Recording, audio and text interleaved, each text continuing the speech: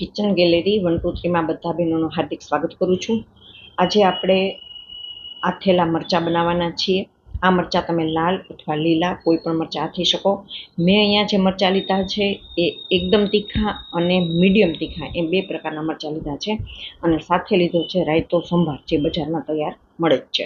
જો એની ઉપર પણ લખેલું છે કે લાલ લીલા મરચાં આથવા માટેનો સંભાર। તો બસ આટલી જ સામગ્રીની જરૂર પડે છે।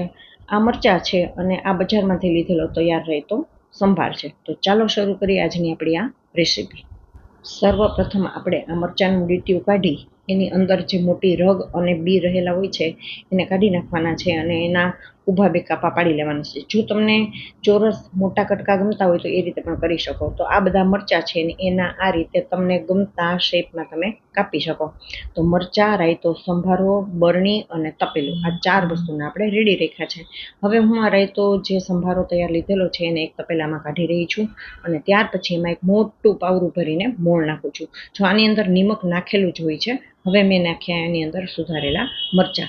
આમ તો આની અંદર નિમક નાખેલું જ હોય છે, પણ સેજ મેં ચડિયાતું કરવા માટે થઈને થોડુંક નિમક નાખ્યું છે અને હળદર નાખી છે। અને હવે આપણે આ મરચાં, રાયતો સંભારો, તેલ, નિમક અને હળદર આ બધાને હું હાથની મદદથી મિક્સ કરી રહી છું।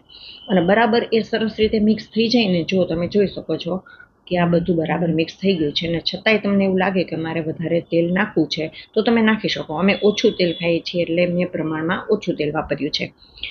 આટલા તેલ નાખવાથી ને મરચાં સરસ જ અથાશે, તો વધારે તેલ નાખવાની મારી દ્રષ્ટિએ જરૂર નથી। તો બસ આપણા મરચાં અથાઈ ગયા છે અને આપણે હવે કાચની બરણીની અંદર એને ભરી દઈએ છીએ। એરટાઈટ બરણી છે અને હું આ મરચાંને ફ્રીજમાં મૂકી દઈશ અને જ્યારે પણ હું થેપલા બનાવીશ કે પરોઠા બનાવીશ ત્યારે અચૂક આ મરચાંને સાઈડમાં ખાવા માટે હું કાઢીશ। તો છે ને ઇઝી રીત। હા, આમાં તમે લીંબુ અને ખાંડ પણ નાખી શકો, પણ એ તમારા સ્વાદ અને તમારી ચોઈસની વાત છે। ચાલો, કેવી લાગી આજની રેસીપી? મળીએ નવા વિડીયોમાં નવી રીતે।